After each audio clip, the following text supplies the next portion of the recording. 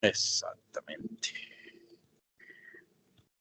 Bueno, chicos y chicas, con las buenas noches para todos. Espero que se encuentren muy bien.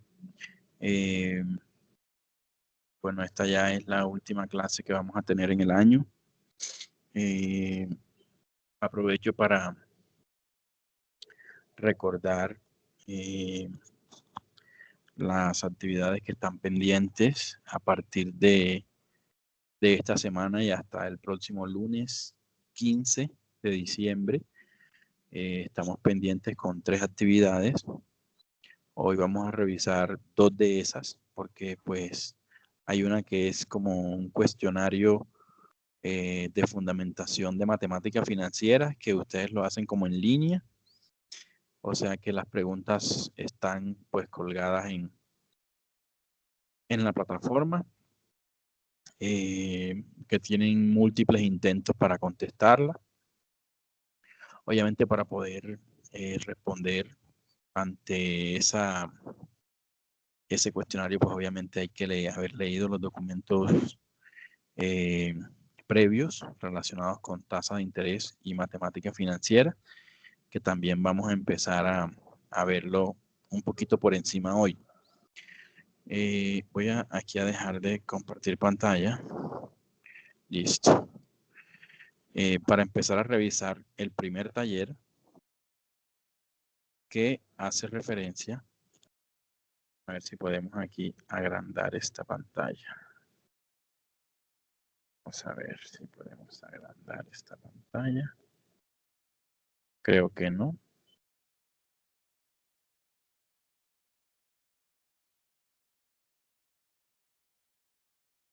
Admitir a todos.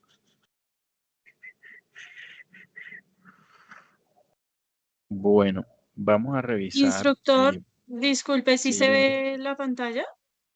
Sí, sí se ve. Lo que pasa es que el archivo no se ve, pero se ve la pantalla, claro que sí. Bueno, este taller que se llama, un segundito, yo lo tengo por acá también. Este taller que se llama Taller Elementos de los Impuestos Territoriales y Nacionales.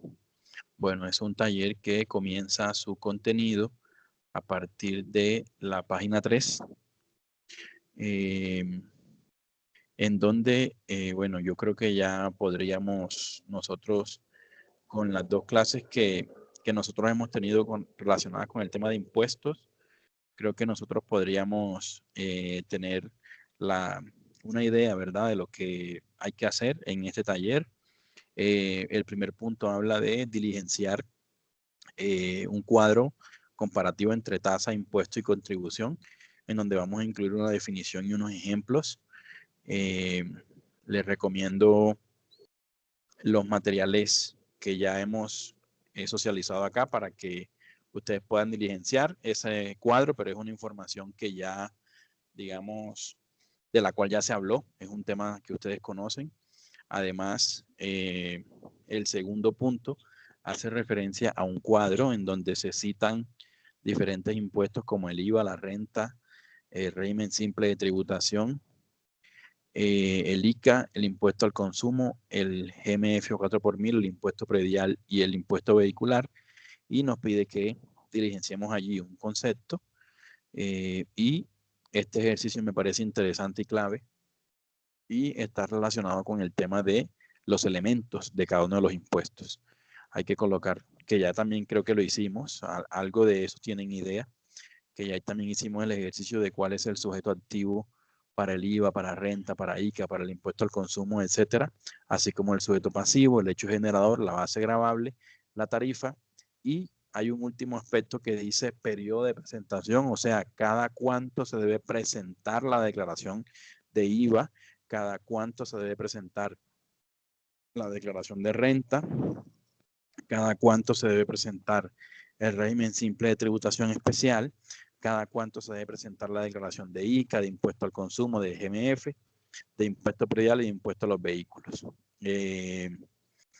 Esa, digamos que pueden consultarlos en el material de apoyo que yo les compartí la semana pasada, pues, a ver, sobre el cual socializamos la semana pasada. El documento que está ahí que dice impuestos nacionales y municipales, que es el documento sobre el cual nosotros hemos desarrollado la temática. Sin embargo, voy a compartirles, me recuerdan, le pido ahorita a una de las voceras, a Lorena, que por favor me recuerde en el transcurso de mañana para yo compartirle algunas de las diapositivas que yo les he presentado y algunos links de páginas que podrían servir de apoyo. Sin embargo, ustedes saben que en el material como tal de impuestos hay una bibliografía y hay un material complementario que también les sirve a ustedes para responder a este taller. Asimismo, tenemos el tema del estatuto tributario para los impuestos nacionales. Y bueno, y obviamente lo que hemos hablado en clase, ¿no?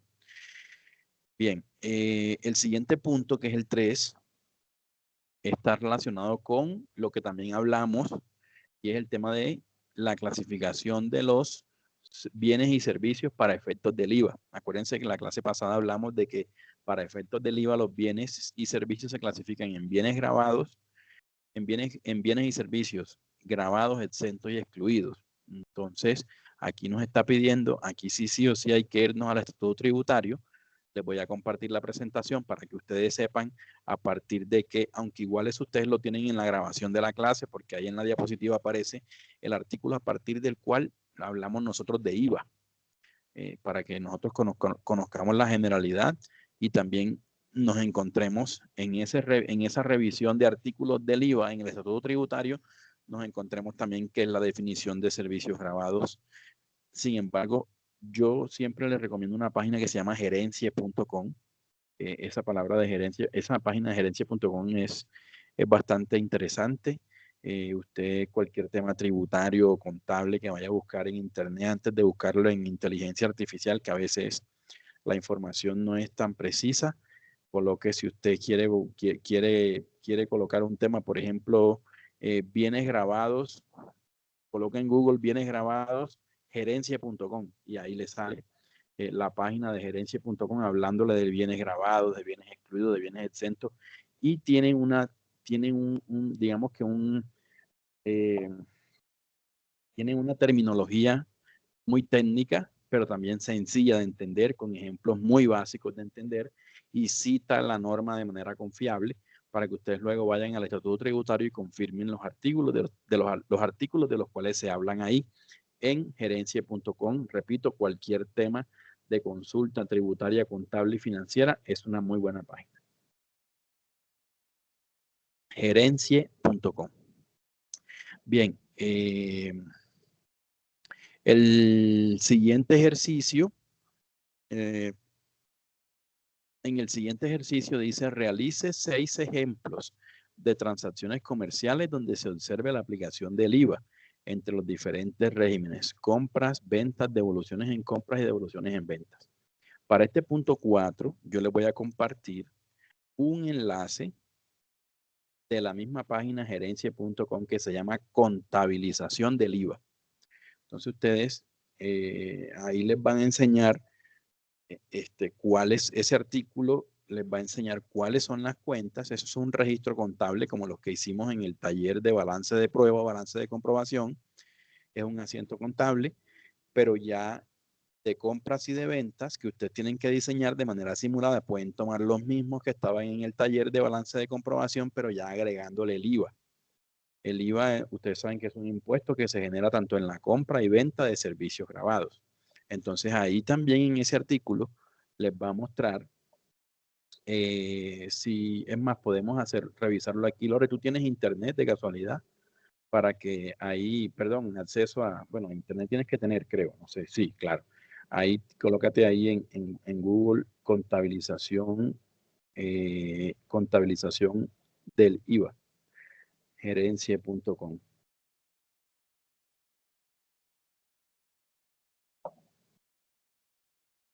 Ahí está de primerito, miren, contabilización del IVA. Entonces ahí más o menos nos muestra ese archivo. Baja, por favor. Mira, contabilización del IVA generado. Entonces nos habla, perdón, el IVA generado nos habla de que el IVA generado es el que la empresa cobra a sus clientes.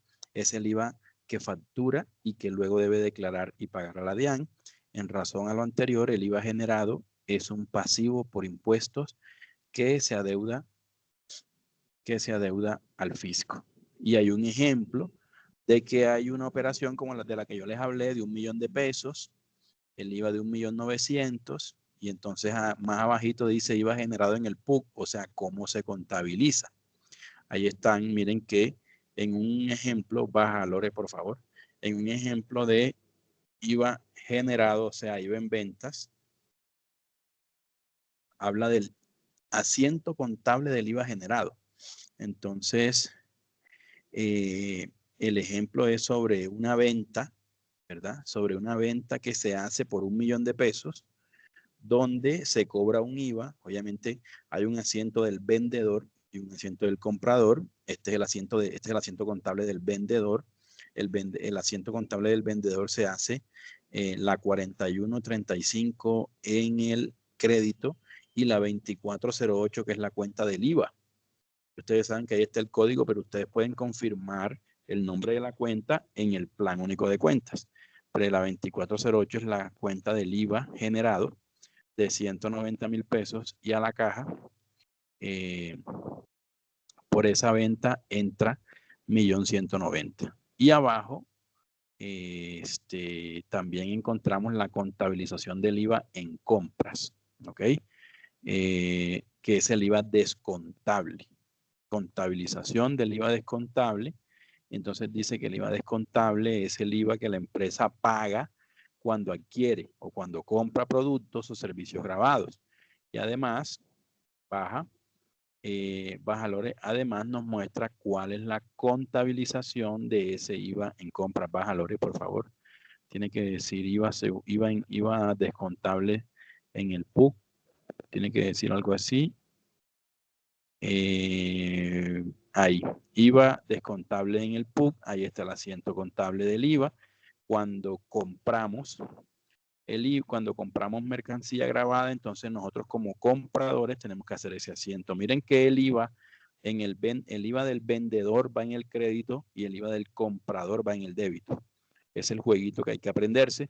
La cuenta siempre va a ser la 2408, pero teniendo en cuenta que la cuenta de IVA se contabiliza para las ventas en el crédito, para las ventas en el crédito y para las compras, para las ventas en el crédito y para las compras en el débito. ¿Ok? Entonces la idea es que ustedes puedan diseñar 6 ejercicios de esos así sencillitos donde usted pueda, donde se evidencie digamos, la contabilización del IVA tanto en compra y en ventas. ¿Ok? Si no pueden hacer devoluciones porque de pronto les parece un poco complicado, hagan solamente compras y ventas, que para mí es válido. ¿Ok? Volvemos al taller. Bien, Lore, entonces mira que en el punto 5 hace referencia a unos conceptos y a unos conceptos a unos conceptos que son tributarios de personas naturales o jurídicas, como son el concepto de contribuyente, no contribuyente, responsable, no responsable.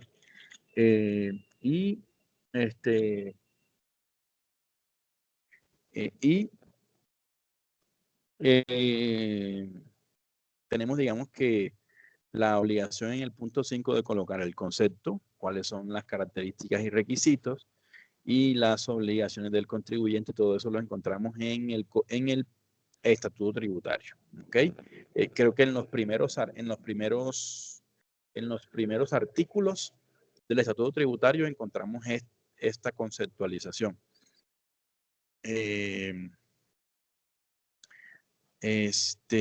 Bueno, el punto 6 hace referencia al concepto de retención en la fuente. Y el concepto de retención en la fuente, me quiero detener ahí un poco y quiero intentar explicárselos. De pronto, hasta el momento pueden tener alguna idea de lo que han leído, pero cuando nosotros hablamos de retención en la fuente, no estamos hablando de un impuesto. La retención en la fuente no es un impuesto. La retención en la fuente es un mecanismo de recaudar de manera anticipada ciertos impuestos. A ver si me copian. Resulta que les voy a hablar, por ejemplo, del impuesto sobre la renta. El impuesto sobre la renta, ustedes saben que el impuesto sobre la renta, digamos que el hecho generador del impuesto sobre la renta es la percepción de ingresos. Recuerdan que lo dije la semana pasada. ¿Perdón? Hay un micrófono por ahí prendido. Bueno, recuerdan que la semana pasada yo les hablé de lo que es el hecho generador del impuesto sobre la renta. Y les dije que el hecho generador del impuesto sobre la renta es la percepción de ingresos, o sea, el recibir ingresos que sean susceptibles de aumentar tu patrimonio o de generar utilidades. Y obvio, todos los ingresos que tanto las personas naturales como las personas jurídicas reciban son susceptibles de aumentar mi patrimonio. Porque, por ejemplo, yo como asalariado, los ingresos que percibo donde trabajo son los que me permiten a mí en algún momento decir, voy a aumentar mi patrimonio comprando un carro, porque tengo un ahorro de mi salario o porque tengo con qué pagar una cuota debido al ingreso que tengo. Ese es un ejemplo muy sencillo del hecho generador del impuesto de renta para personas naturales. Sin embargo, ustedes saben que para personas naturales, y se los va a pedir más adelante el taller, que ustedes precisen cuáles son esos topes bajo los cuales se configura el hecho generador del impuesto de renta para personas naturales. Porque recuerden que tenemos personas naturales y personas jurídicas que son las empresas. Entonces, digamos que en términos generales, el hecho generador del impuesto de renta, tanto para personas naturales como para personas jurídicas, es ese que les dije, como que la percepción de ingresos o el percibir ingresos que sean susceptibles de aumentar el patrimonio o de generar una utilidad para el caso de las empresas. Entonces, pero para efectos de las personas hay unos topes que dicen, bueno, ¿quiénes están obligados a presentar declaración de renta hablando de personas naturales? Y hay unos topes que ustedes pueden conseguir. Lore, por favor, hazme la consultica ahí. En internet, por favor, topes para declaración de renta año grabable 2024. Topes para declarar renta año 2025. Listo. Ahí y colócate gerencia.com. Y ahí nos va a mostrar herencia. Listo. Obligados a declarar renta.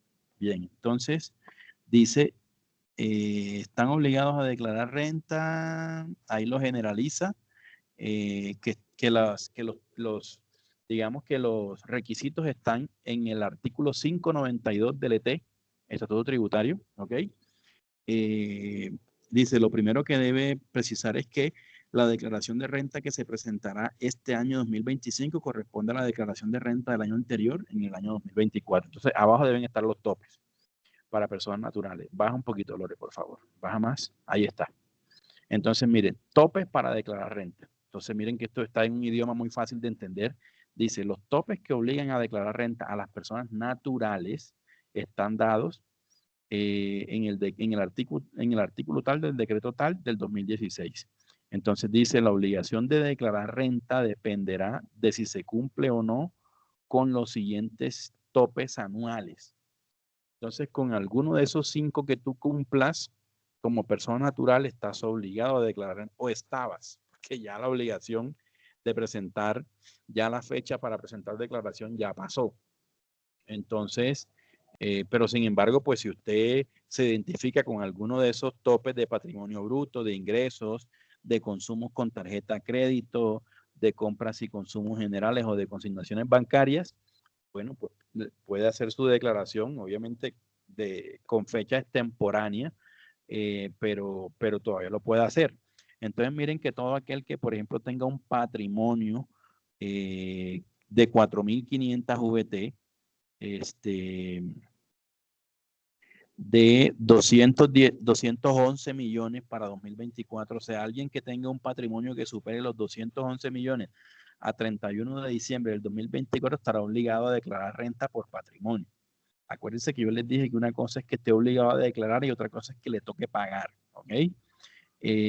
La segunda condición puede ser por ingreso. Oiga, aquellas personas naturales que recibieron en el año 2024 aproximadamente más de 65 millones de pesos estarán obligados a declarar renta por ingreso. Lo mismo que si tuvo consumos, o sea, compras con tarjetas de crédito superiores a 65 millones en el 2024, eso lo conocen el extracto del banco, el banco le manda la información, también estará obligada por eso.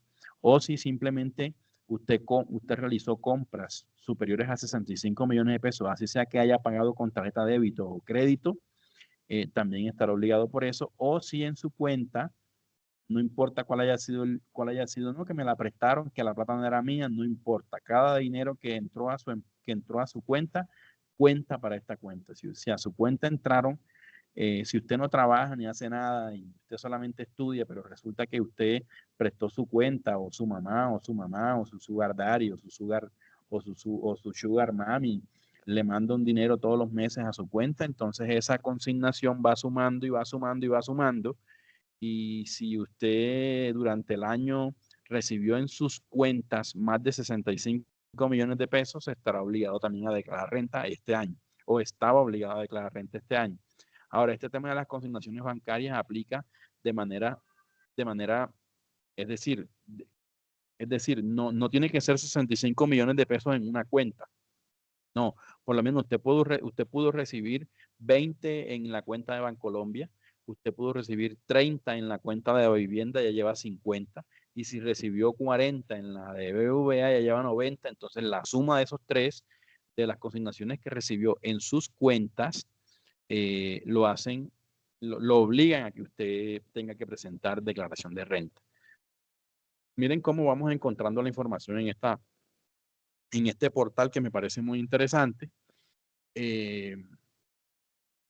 Entonces, a ver, esto es para personas naturales. Entonces, eso quiere decir que esos topes básicamente son el hecho generador del impuesto de renta para personas naturales. Es decir, toda aquella persona que tenga un patrimonio superior al señalado estará obligado a declarar renta. O sea que hay 5 hechos generadores del impuesto de renta en personas naturales. Y de ahí no hay más que hablar. Ahora, cuando hablamos de las personas jurídicas, o sea, de las empresas legalmente constituidas, nosotros tenemos que tener en cuenta, ahora sí en pleno, la definición que yo les di de lo que es el hecho generador del impuesto de renta. Porque si ustedes lo analizan bien, decía lo siguiente: hecho generador del impuesto de renta, la percepción de ingresos que permitan o que sean, ¿cómo fue que dije la palabra? Discúlpeme, que sean susceptibles, ¿ok?, de aumentar su patrimonio para las personas naturales o de que generen utilidades para las personas jurídicas. Entonces, ese concepto de utilidades hay que tenerlo muy claro, porque la utilidad, obviamente, es lo que nosotros conocemos en el bajo mundo como la ganancia, ¿verdad? Y usted la ganancia la conoce dependiendo de 3 factores. Para el caso de las empresas, la ganancia usted la conoce cuando usted toma los ingresos que haya tenido la empresa, seguramente por ventas, ingresos operacionales durante todo el año, y a esas ventas usted le va a restar los costos y le va a restar los gastos. Ya sabemos que son costos y gastos, que esa definición se habló. Entonces, si usted tiene, por ejemplo, 100 millones en ingresos, y sus costos son de 60 millones y sus gastos son de 30, entonces eso quiere decir que usted tiene una utilidad de 10 millones, que tiene los ingresos que son 100 menos 60 en costo, quedan 40, menos 30 en gasto, quedan 10. Entonces esa es la utilidad. Entonces la utilidad es lo, es lo que te sobra de tomar los ingresos y restarle los costos y los gastos a grosso modo, hablándote de las empresas. Entonces resulta que esa utilidad nosotros la conocemos en un estado financiero que se llama estado de resultados. Ese estado de resultados nos permite conocer a nosotros cuál es el resultado de la organización en un año. Hay que tomar los ingresos que tuvo la empresa en un año y restarle todos los costos del año y los gastos del año. Entonces resulta que sobre esa posible utilidad que tiene la empresa es que nace el impuesto de renta. De ahí es que se pega el impuesto de renta en las personas jurídicas. Es decir, para el tema de las personas jurídicas, el impuesto de renta no establece ningún tope y que no, que patrimonio, que ingresos, no, nada, eso es para las personas naturales.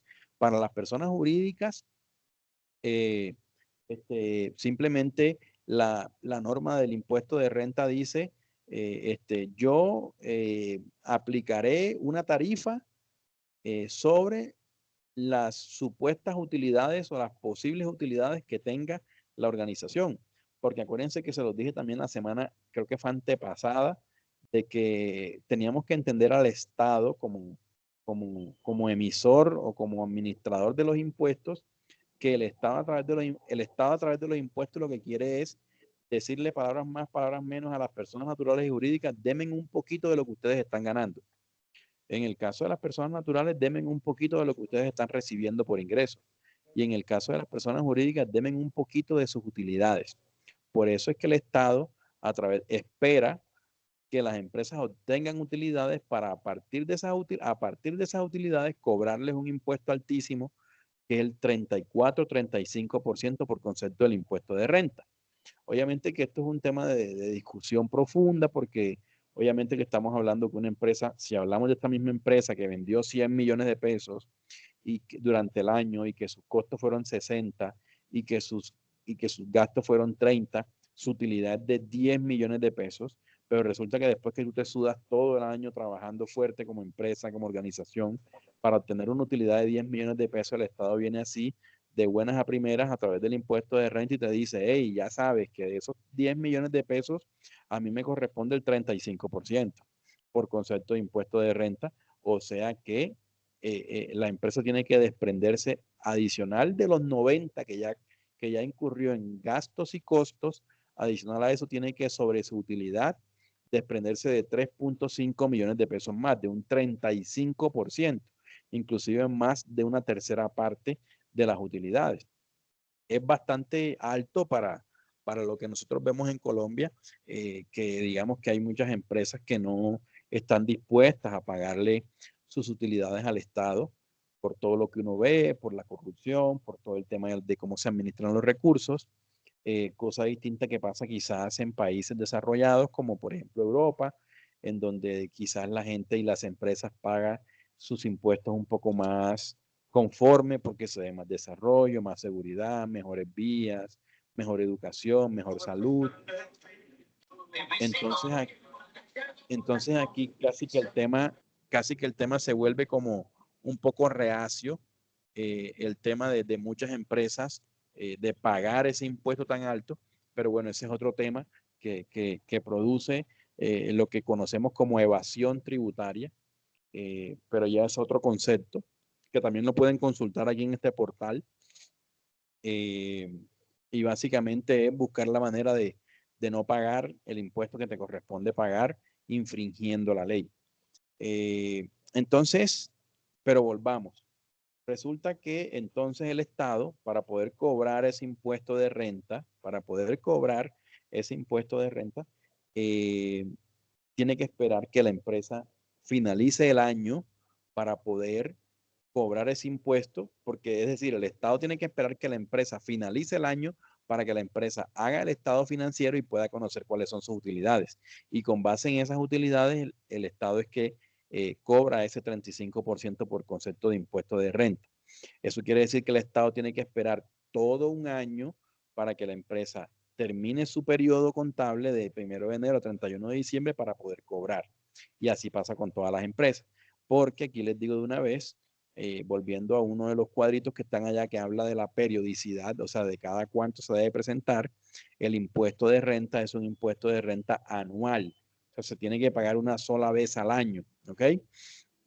Pero entonces el Estado dijo, bueno, yo estoy tan pobre y tengo tantas necesidades que yo no puedo esperar un año a que la empresa liquide, a que la empresa haga sus estados financieros y después de un año es que yo puedo empezar a cobrar. Entonces resulta que el Estado dijo, bueno, yo me voy a inventar un mecanismo para ir recaudando de manera anticipada esa renta que me va a tocar pagar a mí. Les voy a poner un ejemplo. Ya sabemos que, por ejemplo, tengamos el ejercicio en la cabeza. La empresa de la que les estoy hablando tuvo ingresos de 100 millones, tuvo costos por 60 millones, tuvo gastos por 30 millones y una utilidad aparente de 10 millones de pesos. Pero sobre esos 10 millones de pesos tiene que desprenderse del 35% por concepto de impuesto de renta para el Estado. O sea que lo que le viene quedando a la empresa son 6 millones 500. Eso pasa en el primer año. Listo. Cuando no existía retención en la fuente.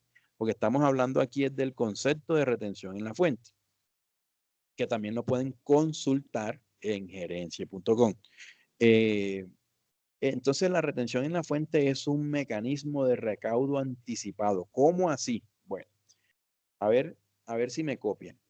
Resulta que pregunto, ¿qué es lo que hace que la empresa pueda tener utilidades de 10 millones de pesos al finalizar el año? ¿Qué es? Alguien que me diga, díganme cualquier cosa. ¿Qué es eso? ¿Qué es eso que la empresa tiene durante todo el año que hace que ella pueda tener utilidades al finalizar el año?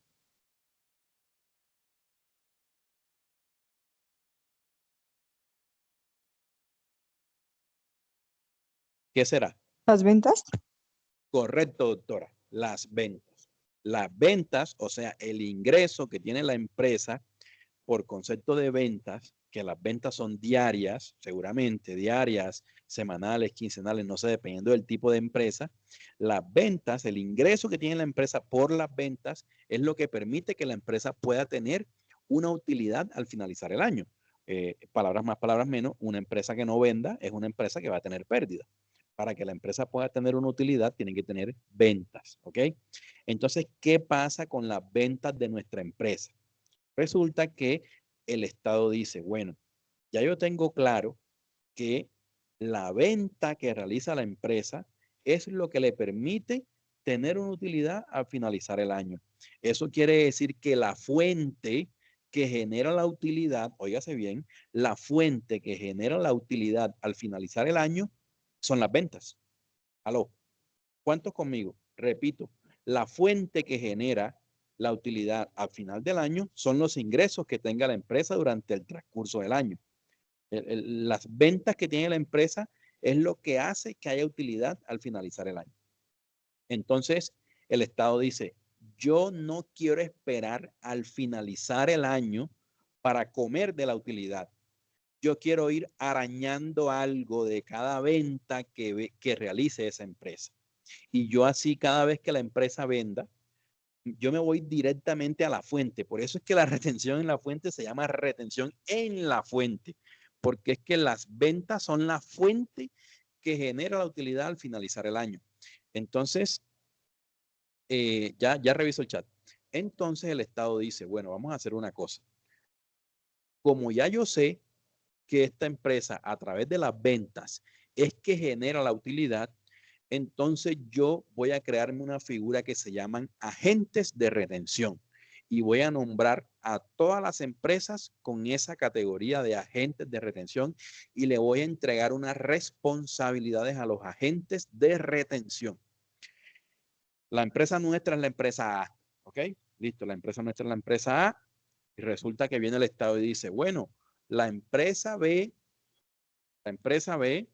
a partir de hoy está nombrada como agente de retención y cada vez, y tu obligación principal será la siguiente. Cuando la empresa A, que es la nuestra, le vende a la empresa B, es la empresa B quien tiene que pagar, sí o sí, porque es la que compra. La empresa A es la que vende, es la que recibe el dinero. La empresa B es la que compra la mercancía, es la que paga el dinero. Entonces, los agentes de retención aplican su condición de agentes de retención solo cuando compran. ¿Y de qué manera aplican su función cuando compran? Dentro de las responsabilidades de agentes de retención, el Estado le dice a la empresa B,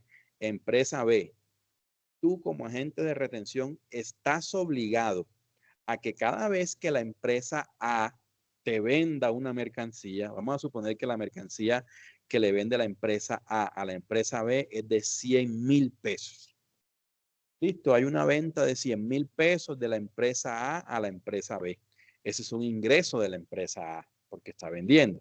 Entonces el Estado le da la orden a la empresa B y le dice, por favor, cuando tú le vayas a pagar a la empresa A, tú me haces el favor y le retienes una parte del dinero. ¿Cuánto? Hay una tarifa general, medio general en la retención en la fuente que es el 2.5%. Entonces, la empresa B, cuando le va a pagar a la empresa A, no le paga los 100,000 pesos completos, sino que le dice, hey, te voy a pagar 97,500 pesos porque el Estado me dio la orden de que te retuviera 2,500 pesos de tu ingreso y que por favor se los entregara al Estado. Entonces, cada vez que la empresa A vende, se encuentra con que todo el que le va a pagar a la empresa A le paga incompleto. ¿Por qué le paga incompleto? Por orden de la administración tributaria, por orden del Estado que le ha dicho a todos los compradores que al momento que vayan a realizar una compra, por favor retengan una parte de ese ingreso que le corresponde a la empresa A, pero que el Estado quiere cobrar de manera anticipada, automáticamente ocurra la venta para no tener que esperar hasta final de año para poder tomar la renta de las utilidades finales. No sé si me hago entender. Por eso se llama retención en la fuente, porque el Estado quiere ir directamente a la fuente generadora de esa utilidad. Entonces el Estado, cada vez que la empresa vende, recibe un poquito. ¿Lo recibe a través de quién? A través del agente de retención, que es el comprador que no le paga completo a ese que vende. Y ese dinero que recauda o retiene el comprador, al mes siguiente tiene que entregárselo al Estado. O sea, es un favor que le hacen los agentes de retención al Estado, de recaudar una parte del ingreso y entregárselo al Estado. Ahora, así como a la empresa A le retienen, así como a la empresa A le retienen, la empresa A también tiene la calidad de agente de retención. Entonces, esto es un tema de que todo el mundo le retiene a todo el mundo. Estoy hablando en términos generales para que me entiendan el concepto de agente de retención y para que me entiendan el concepto de retención en la fuente. Entonces, la empresa A, listo, cuando vende, ella se ve afectada porque no recibe su ingreso completo porque alguien le retuvo. Pero cuando la empresa A va a realizar no una venta, sino una compra, como la empresa A también es agente de retención, entonces la empresa A también retiene un 2.5% y se lo entrega al Estado. No sé si hasta ahí más o menos he sido claro, pero este tema de retención en la fuente, repito, es un mecanismo de recaudar de manera anticipada impuestos como el de renta, impuestos como el de IVA. No me quiero meter con los demás impuestos porque el tema no es entenderlos todos, sino que ustedes entiendan puntualmente cómo opera la retención en la fuente. Es decir, por ejemplo, vamos a suponer que comenzó el año 2025. Listo, perfecto. Entonces, la empresa A durante enero del 2025, febrero, marzo, abril, mayo, junio, durante todos los meses vende, ¿correcto? Y si no hubiera retención en la fuente, el Estado todavía estuviera esperando que se acabara el 2025, ¿verdad? Que se acabara el 2025 y que a principios del año 2026 la empresa A elabore los estados financieros, determine una utilidad y sobre esa utilidad de todo el año 2025 es que el Estado iba a cobrar su 35% por impuesto de renta. Ahora no. Ahora, como hay retención en la fuente, cada vez que la empresa A venda o reciba un ingreso, el Estado va quitándole de manera anticipada un 2.5%. Un 2 en cada venta, un 2.5%. Que al finalizar el año, la empresa A dice, bueno, ven acá, porque eso se cruza, a ver si me entiende. Porque no es que se pague doble, sino que se paga de manera anticipada. A ver, hagamos una cosa. Bueno, listo, se acabó el año 2025, los ingresos otra vez fueron 100 millones de pesos, las ventas, perdón, los costos fueron 60, ¿ok? Los gastos fueron 30, la utilidad fue 10, listo, perfecto. El impuesto de renta otra vez va a ser de 35%, o sea, 3.500.000. Pero entonces le dice la empresa A al Estado, oigan, señores Estado, pero denme un momento, yo no puedo pagarles a ustedes 3.500.000 porque durante el año tú, a través de los agentes de retención, yo aquí estoy sacando la cuenta y sacando la cuenta y sacando la cuenta, y tú me quitaste, porque no me pagaban completo, tú me quitaste a través de los agentes de retención, me quitaste 1,5 millones, aquí estoy sumando la cuenta. Eso quiere decir que mi impuesto de renta no son 3,5 millones, sino que son 2, porque ya te pagué 1,5 millones de manera anticipada cada vez que yo vendía un producto y un agente de retención o comprador me retenía un dinero que te lo entregaba a ti.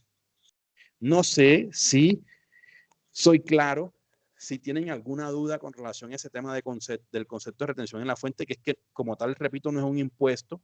La palabra mágica es que la retención en la fuente es un mecanismo de recaudo anticipado. Porque miren que el Estado entonces no tuvo que esperar. El Estado sí tuvo que esperar que se acabe, el Estado sí tiene que esperar que se acabe el 2025. Pero ya cuando se acabe el 2025, ya él lleva 1,5 millones adelante, que ha cobrado mes a mes de esa misma empresa que normalmente tenía que esperar un año para pagarle los mismos 3,5 millones. Resulta que ya no, ya ahora de manera anticipada pudo obtener 1,5 millones y ahora la empresa lo que le va a pagar al final del periodo van a ser nada más 2 millones. Pero el Estado gana porque el Estado recibe de manera anticipada el impuesto sobre la renta, porque eso se cruza. Porque digamos que la retención en la fuente nace originalmente para el impuesto de renta. Después se empiezan a aplicar sobre otros impuestos, pero originalmente la retención en la fuente nace para el impuesto sobre la renta aplicado sobre el impuesto sobre la renta. Por eso es que al final se cruza es con el impuesto sobre la renta. De los famosos 3,5 millones de los que hablamos, que era lo que la empresa debía pagar por impuesto de renta, pero resulta que como han habido pagos de manera anticipada a través de los agentes de retención, entonces ya el pago no sería al final del año de 3,5 millones, sino de 2. Por ponerles un ejemplo, suponiendo que durante el año a la empresa A le han retenido la suma de 1,5 millones. Ahora, si no le han retenido 1,5 millones, sino que le han retenido 3, entonces lo que le tendrá que pagar al finalizar el año son 500,000 pesos. ¿Ok? O en el caso, pasa a veces algo, que es los famosos saldos a favor. Entonces, por ejemplo, que el impuesto da 3,5 millones, pero al finalizar el año, pero durante el año a la empresa le retuvieron 5 millones. Vendió y vendió y vendió y le retuvieron 5 millones de pesos. Eso quiere decir entonces que cuando finalice el periodo, la empresa no tendrá que pagar declaración de renta porque le retuvieron más de lo que tenía que pagar. Entonces ahí queda un saldo a favor para la empresa de 1,5 millones. O sea, la administración tributaria, la DIAN, le queda debiendo 1,5 millones de pesos a la empresa por concepto de retención en la fuente sobre el impuesto de renta, que la empresa obviamente podrá solicitar a través de una solicitud de devolución de retención en la fuente o de saldo a favor, perdón, o si quiere lo deja ahí acumulado para las siguientes obligaciones que tengan en el próximo año. Pregunta, chicos. Profe, ¿ese saldo a favor lo devuelven o queda como para el otro año? Las dos opciones. Si quieres lo solicitas la devolución del saldo a favor, o si quieres lo dejas para las próximas obligaciones del año próximo. Entonces, chicos, en este mismo portal y también en el material de apoyo ustedes pueden consultar. Volvamos, por favor, Lore, al punto 6 del taller. Aquí ustedes pueden consultar la definición de los aspectos, de los conceptos que pide el punto 6. Miren, definición de retención en la fuente, impuestos que se les aplica a la retención en la fuente, el hecho generador de la retención en la fuente, conceptos aplicables y tarifas, quiénes son agentes retenedores, cuáles son las obligaciones de los agentes de retención y quiénes son autorretenedores. Entonces miren que este es muy interesante. Resulta que hay calidades. La DIAN otorga la calidad de agentes de retención. Ya ustedes saben qué es lo que hace un agente de retención. Pero también la DIAN a un cierto tipo de empresas con altos ingresos les da la calidad de autorretenedores. O sea, que ellos mismos se retienen. No tienen que necesitar a un tercero para que les retenga, sino que básicamente el Estado le da la confianza a la empresa A y le dice, hey, empresa A, yo te voy a dar la calidad de autorretenedor para que cuando tú vendas, como tú eres autorretenedor y en tu factura tiene que salir tu nombre y tiene que salir somos autorretenedores. Entonces, cuando la empresa A emite la factura con su nombre y dice somos autorretenedores, todos los agentes de retención se cohíben de practicar la retención en la fuente correspondiente porque la empresa A tiene la calidad de autorretención.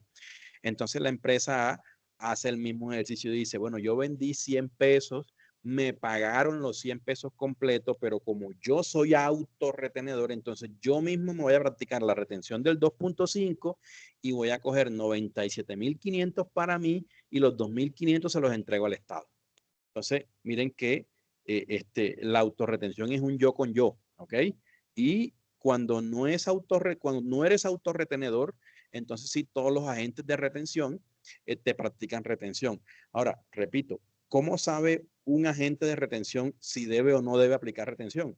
Pues eso depende de la factura de quien, la calidad de quien emite la factura. Si yo como empresa A emito una factura cuando vendo y digo, bueno, yo soy la empresa A y abajo va en el nombre de la factura, somos autorretenedores, cuando a la empresa B le llegue la factura y diga, uy, la empresa A es autorretenedor, o sea que yo no le puedo retener porque ella tiene la calidad de autorretenedor, o sea que los 2.500 pesos que yo le iba a retener, se los retiene ella misma y ella es la que tiene la obligación de entregárselo al Estado, no yo como agente de retención porque la empresa A es autorretenedora, ¿ok?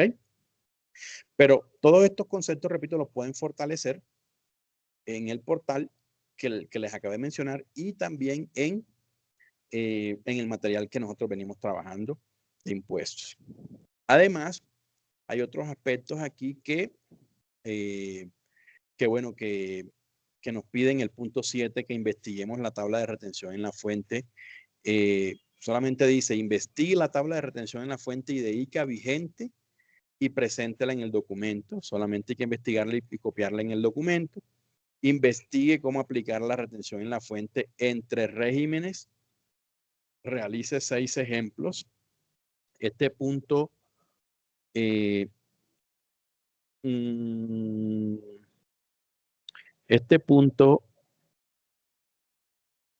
yo creo que todavía no es momento para hacerlo, el 8, no lo vayamos a hacer, ¿ok?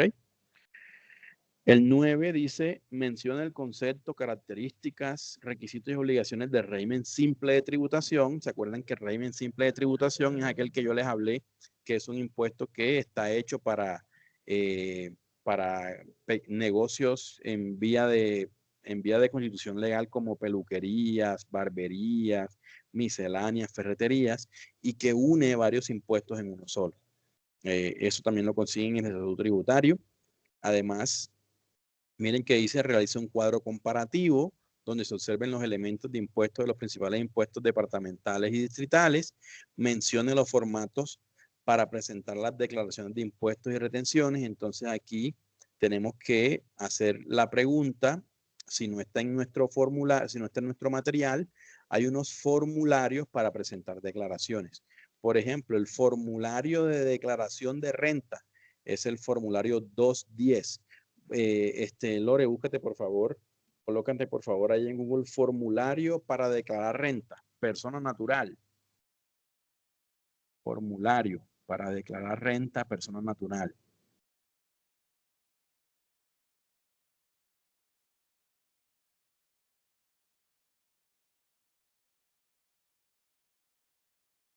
Miren, entonces ahí tenemos el formulario 210. Entonces miren lo que dice arriba. Dale zoom, por favor, Lore. Ahí en el título dice declaración de renta y complementario de personas naturales. Entonces ya ustedes saben que miren que el formulario donde se presenta la declaración de renta de personas naturales es el código a la derecha, Lore, por favor. Es el código 210, ¿ok? Entonces todos los formularios tienen un código. Por ejemplo, colócate ahí de formulario para presentar declaración de renta a persona jurídica.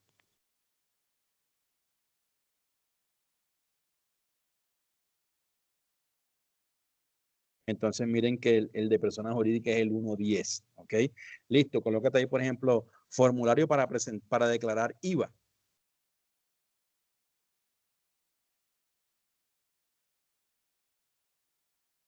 Miren que es el formulario 300, ¿ok? Y así con todos los impuestos que más o menos usted conozca, solamente mire que dice mencione, ¿ok? Oigan bien, lean bien la palabra, dice, vete al taller, Lore. Mira que dice que mencione los formatos, ¿ok? Mencione los formatos, el punto 12. Y obviamente lo que les había dicho al principio, para el desarrollo de la actividad propuesta se requiere consultar el componente formativo, que es el documento que venimos trabajando, consultar el estatuto tributario, que ya también les he hablado, la página de la DIAN, que también les comparto un link ahí, revisar la página de la Secretaría de Hacienda, que en este caso, bueno, tiene que ser aquí en el municipio de cada quien, ¿ok? Y listo. Ese es el taller que hay que hacer con relación al tema de impuestos, ¿ok?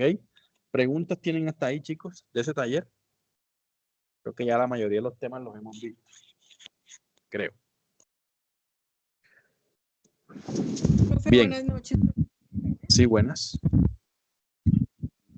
Profe, una pregunta con respecto al taller. Es que tengo una duda en el punto 2 y el 11, o sea, que habla del cuadro, el 2 habla del cuadro comparativo de los impuestos.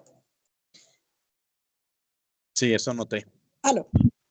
Sí, eso noté. Y el Sí, eso número noté. 11 también estaría como el mismo punto, porque dice que los departamentales y esto, y pues encontraríamos los mismos, el predial, el vehicular, el del Sí, ICA, entonces sería como... sí.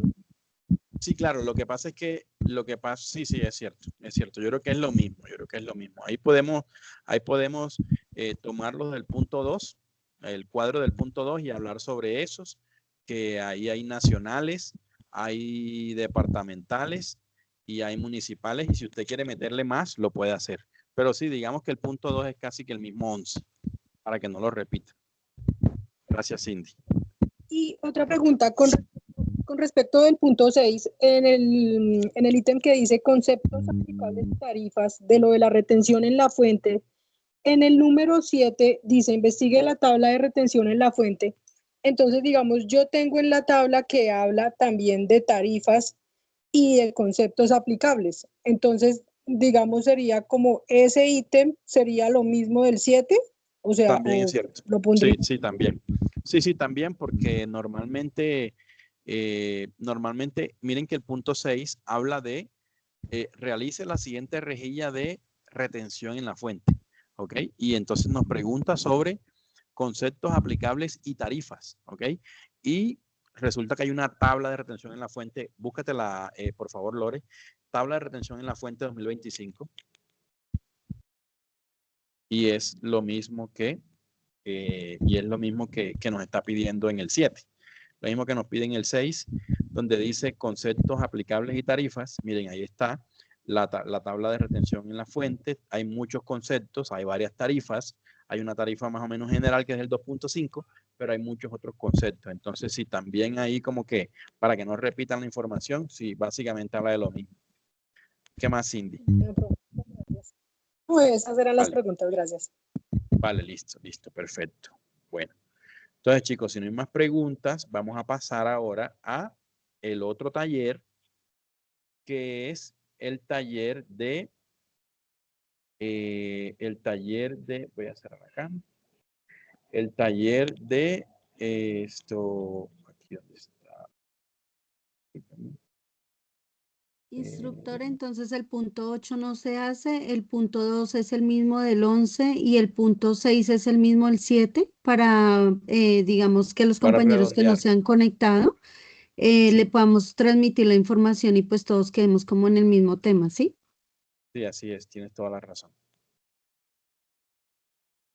Perdón, profe, pero no sería el mismo el 6 del 7, sino solamente Sí, sino una ese parte. ítem que Correcto, tasas y una parte, conceptos. sí. El resto sí es otra cosa Exacto. totalmente diferente.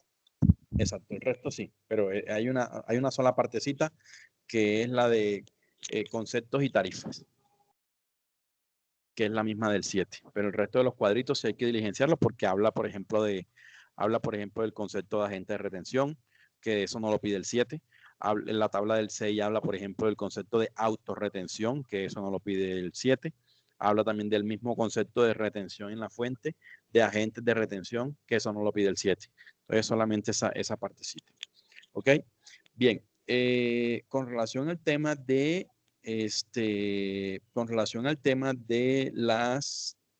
de los fundamentos de matemáticas financieras, comienza su contenido a partir de la página 3. Bájate, Lore, porfa.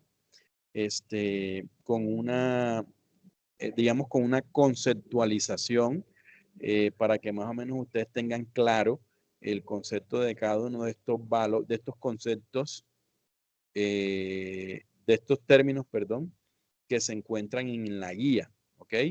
Entonces miren que aquí tenemos que buscar dentro del material de apoyo, o inclusive también pueden utilizar el portal de gerencia.com para hacer un comparativo entre el material que tenemos nosotros y entre lo que propone el portal para todos estos conceptos, porque nos pide, por ejemplo, de interés simple, cuál es el concepto de interés simple, cuál es la fórmula del interés simple, un ejemplo de interés simple y cuál es su interpretación del interés simple. Entonces, aquí hay muchos conceptos. Yo en este tema realmente voy a ser un poco dócil con ustedes, porque este es un tema que es complejo, que no es para todo el mundo.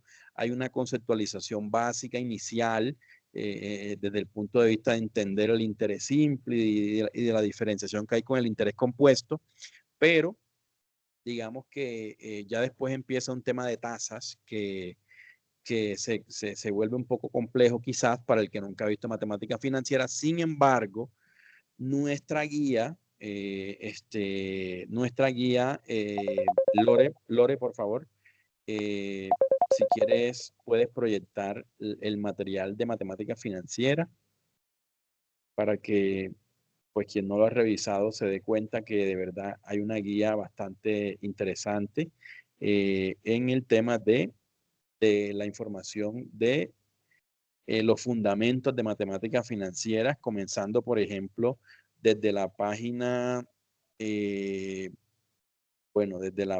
yo diría que desde la página 5. En la página 5, nosotros encontramos ahí el primer concepto, que es el que a nosotros nos interesa, que es el famoso interés simple. Y miren que habla del interés simple. Es el que se genera en un periodo determinado, se calcula sobre el capital inicial y no es capitalizable.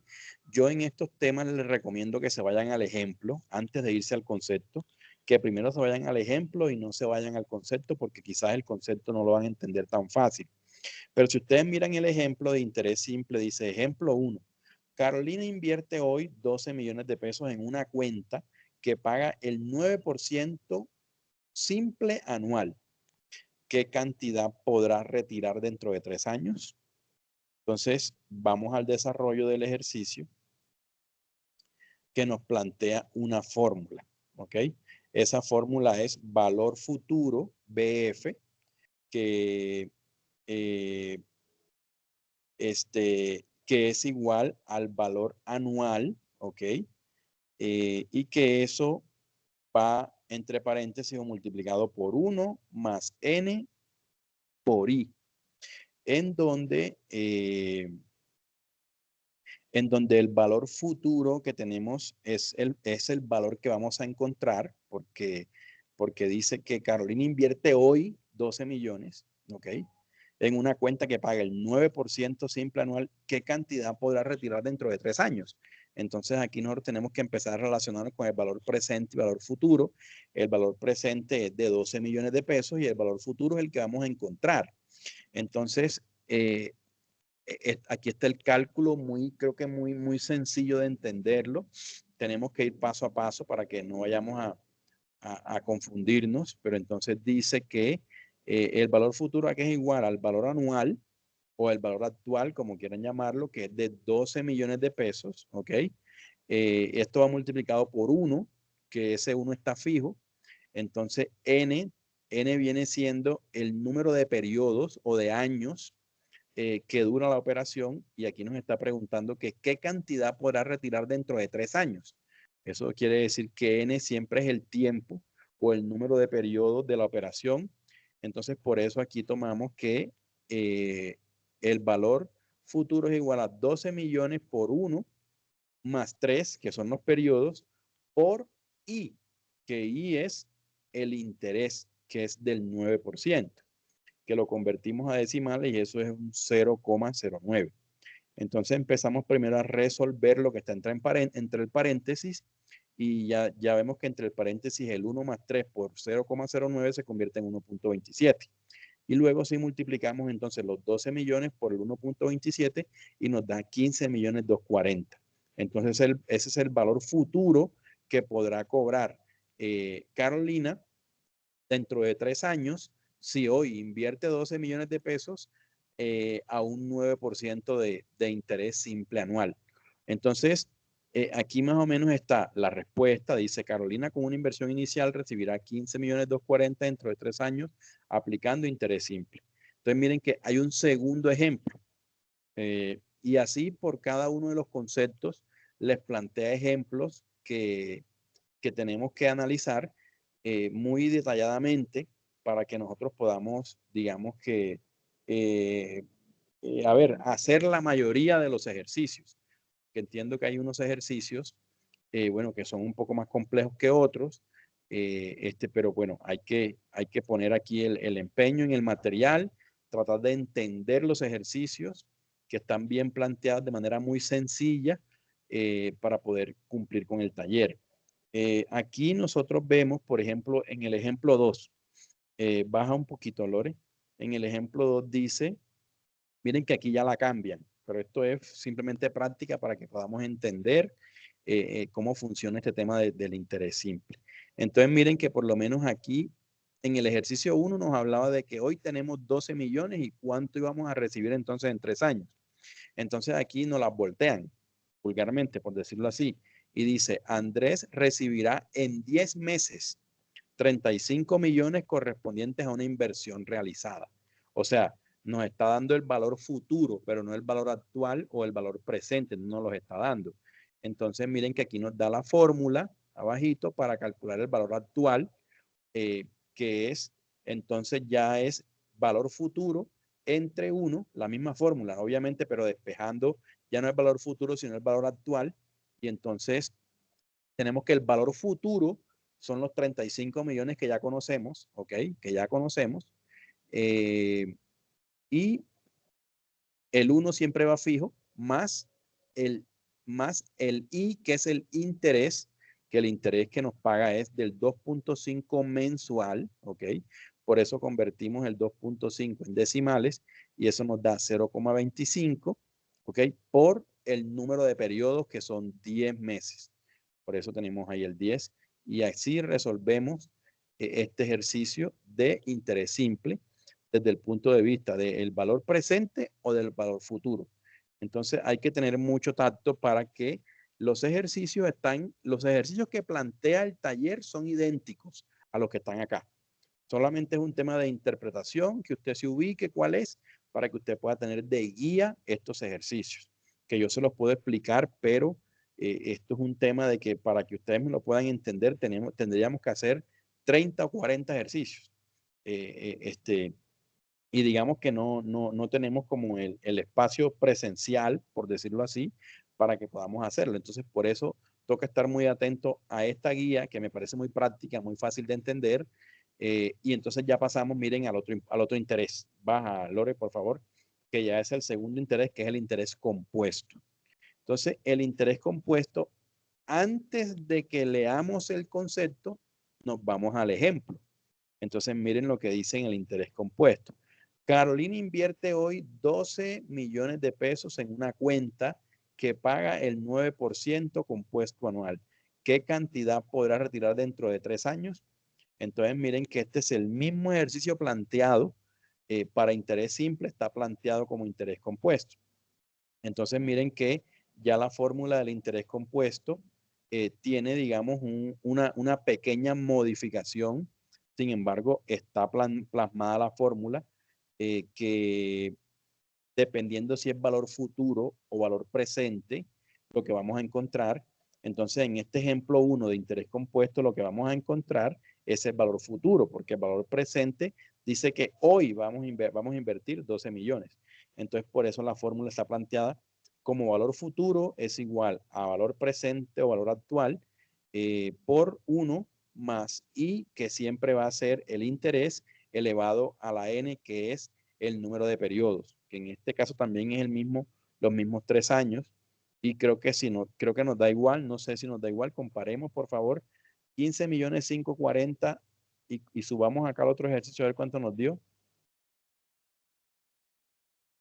Si nos dio igual, no nos dio igual. El interés compuesto nos pagó un poquito más. Lore, no sé si puede revisar, si comparar. Miren que aquí el interés compuesto nos dio 15 millones 540. 15 millones 540. Vamos arriba, Lore. Ya está el primer ejercicio del interés simple. El resultado fue 15 millones 240. Entonces, ahí también es importante que ustedes vayan identificando porque hay unos ejercicios en donde se les pide que ustedes puedan hacer un mismo ejercicio como este que están aquí, que hemos visto, tanto para interés simple como para interés compuesto, y elegir cuáles son la mejor posibilidad. Entonces, en este caso, como estamos hablando de una inversión, ¿verdad? La mejor decisión para Carolina es tomar el interés compuesto, que le paga en el futuro a los mismos 3 años un poquito más que el interés simple. Baja, Lore, por favor. Y entonces esto, pues que debemos hacer, aprender a hacerlo, me imagino yo que manual, también hay una forma de Excel, en Excel de hacerlo con unas fórmulas que también están plasmadas ahí, no son muy partidaria de hacerlo en Excel porque lo hacemos mecánico y no entendemos. De pronto recomiendo hacerlo por Excel de pronto un poquito más adelante cuando tengamos un poquito más de conocimiento de este tema. Baja, Lore, por favor, al siguiente ejercicio. Miren que hay un ejemplo 2 que hace referencia entonces a que Andrés recibirá el mismo ejercicio. Miren que aquí entonces nos está ofreciendo, baja, Lore, por favor, que Andrés, miren que aquí nos está ofreciendo, el dato que nos está dando es, el ejemplo 2, nos está dando un valor futuro. Dice, Andrés recibirá en 10 meses 35 millones. Entonces, lo mismo que el ejercicio pasado, para que ustedes lo entiendan, muy fácil. Aquí nos está dando el valor futuro. Porque, ¿por qué futuro, profesor? Porque dice, Andrés recibirá en 10 meses. Eso es valor futuro. Valor presente es, Andrés invierte hoy 10 millones. Eso es valor futuro. Eso es valor presente, perdón. O valor actual. Hay que saber interpretar esa parte.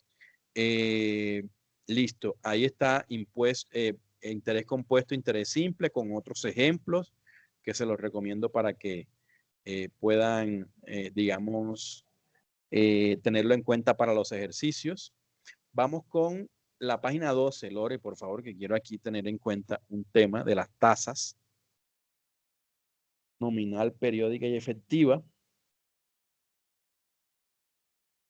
Y están los conceptos de lo que es una tasa nominal, lo que es una tasa efectiva, lo que es una tasa periódica y después entra un nuevo concepto que es anticipada y vencida. Entonces hay que tener muy en cuenta estos conceptos.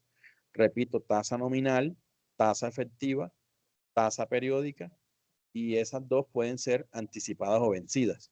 Y aquí hay unas frecuencias para que ustedes puedan, baja un poco más, Lore, unas frecuencias para que ustedes puedan entender unos como sus abreviaturas, por decirlo así. La frecuencia de capitalización anual es 1, una vez al año. Si estamos hablando de mensual, son 12 veces al año.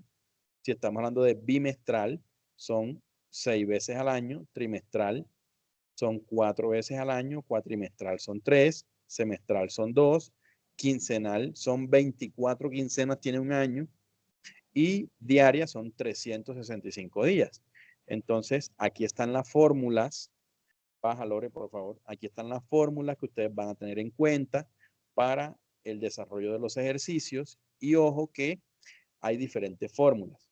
Porque, por ejemplo, la figura 11 habla de lo siguiente. Conversión de tasa efectiva a tasa efectiva, pero en periodos diferentes.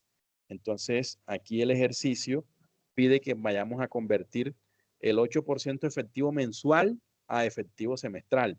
Y te da un ejemplo de cómo conviertes el efectivo mensual en efectivo semestral, teniendo en cuenta la fórmula, ¿ok? Teniendo en cuenta la fórmula y cada uno de los conceptos, miren, de tasa efectiva, tasa de interés conocida, periodo de la tasa de interés conocida y el número y el periodo de tasa de interés a la que se quiere llegar.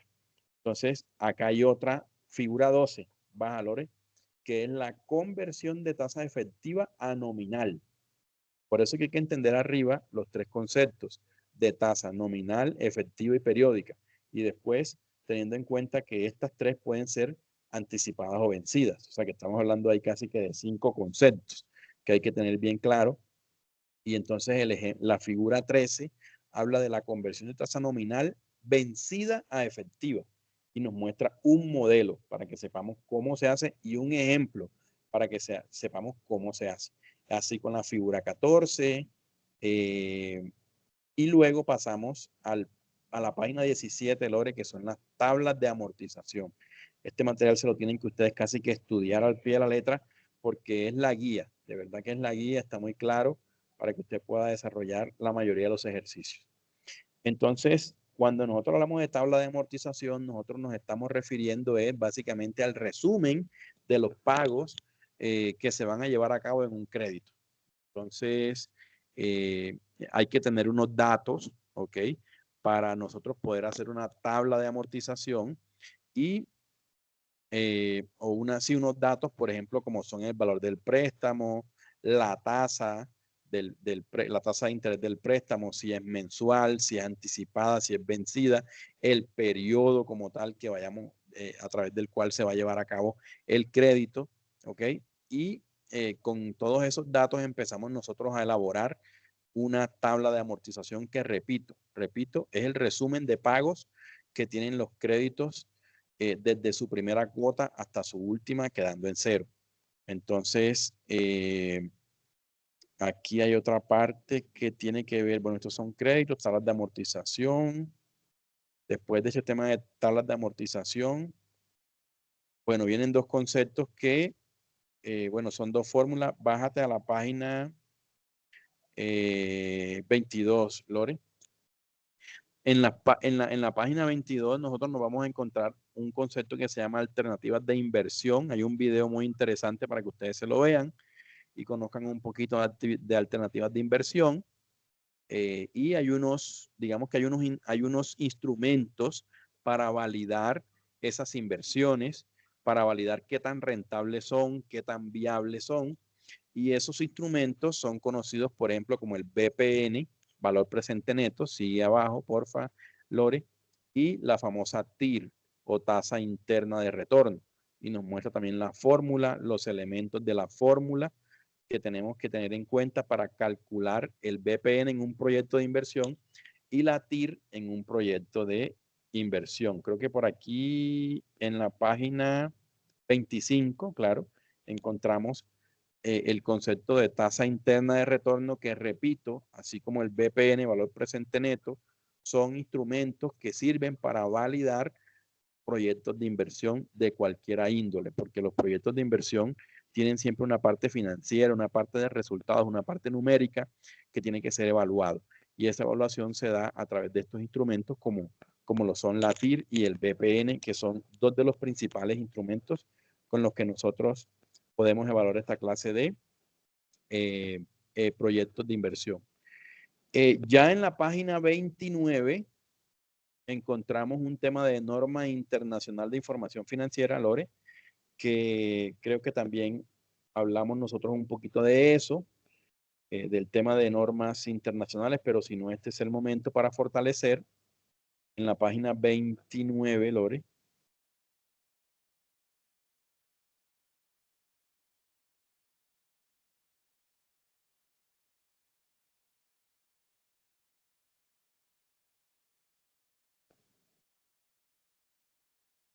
Exactamente. Norma Internacional de Información Financiera.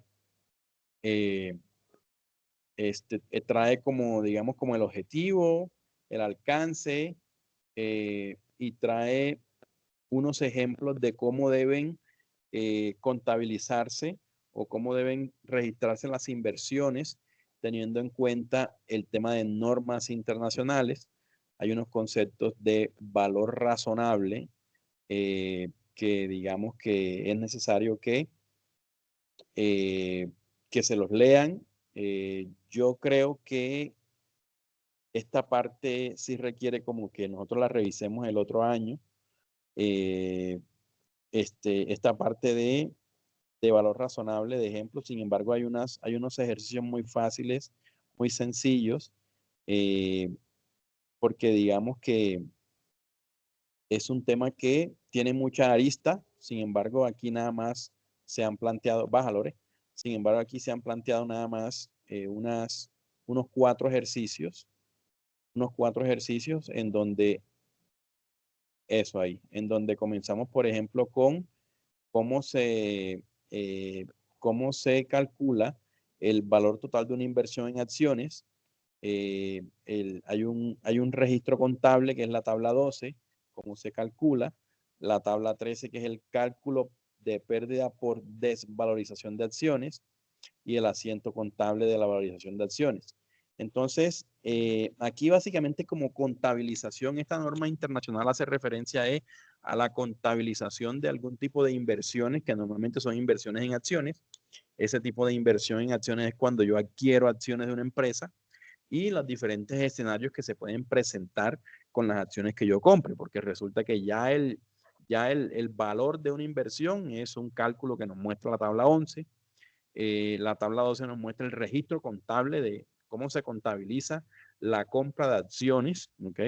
Y la tabla 13 hace referencia a que qué pasa si esas acciones ganan valor en el tiempo, qué registro contable hago, y además qué registro contable hago si esas acciones que yo compro en el tiempo se desvalorizan, pierden valor. También hay un asiento contable para eso. Entonces, este material es, digamos, que la base, el insumo para que podamos hacer el taller de, el segundo taller, que es el taller de tasas de interés. De tasas de interés, está un poquito largo, vamos a trabajarlo. Ya ustedes saben que lo podemos trabajar en grupos para que de pronto se haga un poco más fácil. Sepan distribuirse un poco las cargas también, si es el caso.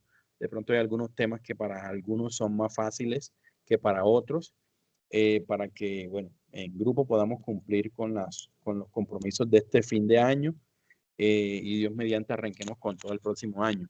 Yo les recuerdo que todos estos talleres, pues a pesar de que pueden ser realizados en grupo, cada integrante del grupo deberá subir el desarrollo del taller para tomar una nota individual, que también es grupal obviamente, pero hablo de individual desde el punto de vista de la evidencia que cada uno de los aprendices deja cuando cuelguen el taller en plataforma.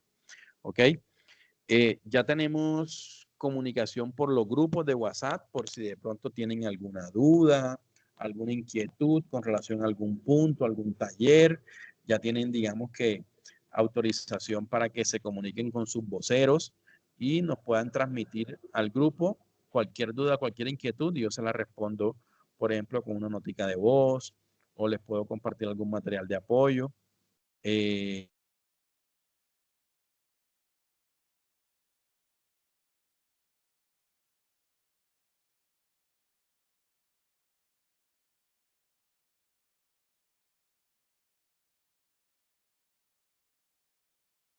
Profe, buenas noches.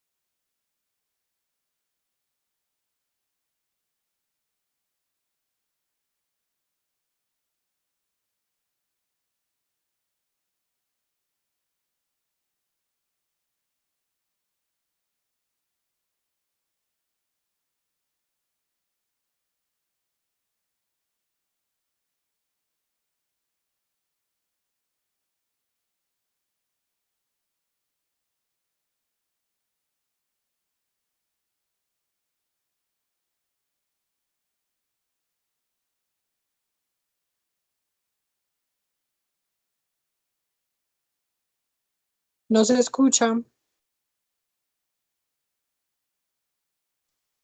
Hola, profe, instructor.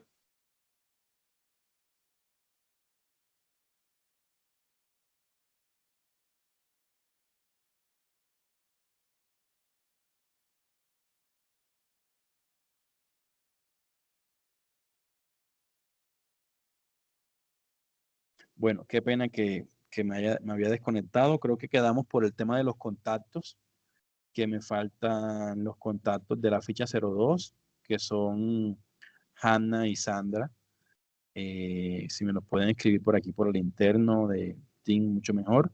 Y también de la ficha 02, creo que me falta el contacto de Andro, ¿ok? Para que por favor me lo hagan llegar y poderlas ingresar al grupo para que sirvamos de puente ante cualquier duda o inquietud que haya con relación a estos dos talleres, ¿ok? Preguntas, chicos, chicas. ¿Una duda, alguna inquietud? De todas maneras, vamos a estar en comunicación por el grupo con los voceros si hay alguna duda en general. Profe, Ya vi que me espera, llegó el buenas contacto de noches. Sandra. Son dos talleres, los dos talleres y Sí, son dos talleres, uno de impuestos y uno de tasas de interés, y hay un cuestionario de matemática financiera que hay que resolver un como el cuestionario que cuestionario, resolvimos. ¿cierto?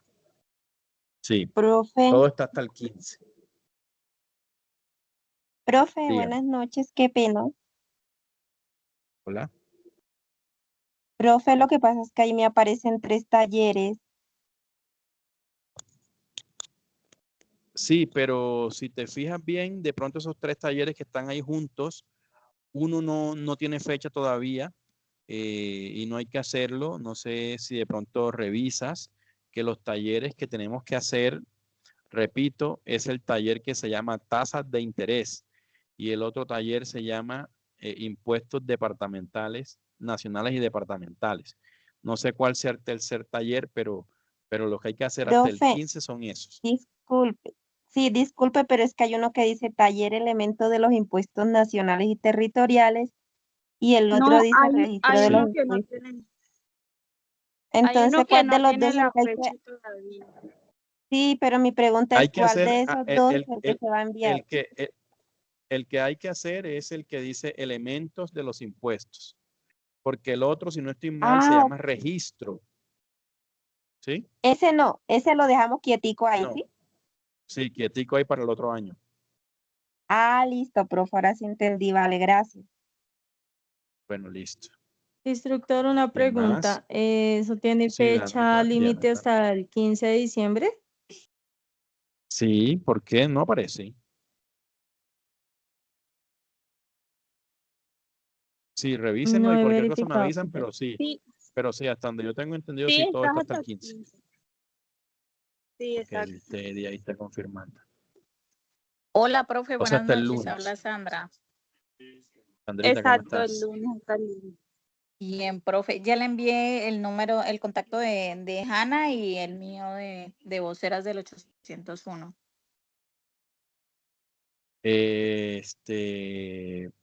Listo, perfecto. Sí, ustedes están en el 01, listo. Y me falta Andro del 02, de la 02. ¿Alguien levantó la mano? Profe, Gracias, Sandrita. ¿Sí? Hola, Eddie, cuéntame. profe, bueno, en caso de que por lo menos digamos que las evidencias, por lo menos en caso dado, no fue alguna aprobada, pues tendríamos más tiempo o no sé. Sí, claro, van a empezar en esta semana van a haber muchos llamados de atención. Tienen que estar pendientes al correo para que de pronto alguna evidencia que no se haya entregado, yo les voy a mandar un correíto. En el correo va a ser un llamado de atención como para dejar la evidencia de que se les está brindando una oportunidad, y ahí en el mismo correo se les entregará el plazo de 2 días, creo que 1 o día y medio, para que usted tenga la oportunidad, habilitándole el espacio en Sayuna, para que usted suba su evidencia, la que le haga falta. Todo el que tenga algo pendiente esta semana, seguramente yo le voy a enviar llamado de atención al correo y le voy a entregar las fechas para que usted nuevamente pueda subir el documento. Repito, pendiente al correo porque lo mando y doy plazo de un día o 2 días, un día o día y medio. O sea que no podemos dejar de revisar el correo ni 2 ni 3 días quien debe cosas. ¿Ok? El que esté completamente al día y tenga sus evaluaciones, pues no hay ningún problema. Sus calificaciones no hay ningún problema. Ok, profe, muchas gracias. Vale. Bueno, si no es más, voy a detener la grabación. Sí, Yarima, cuenta.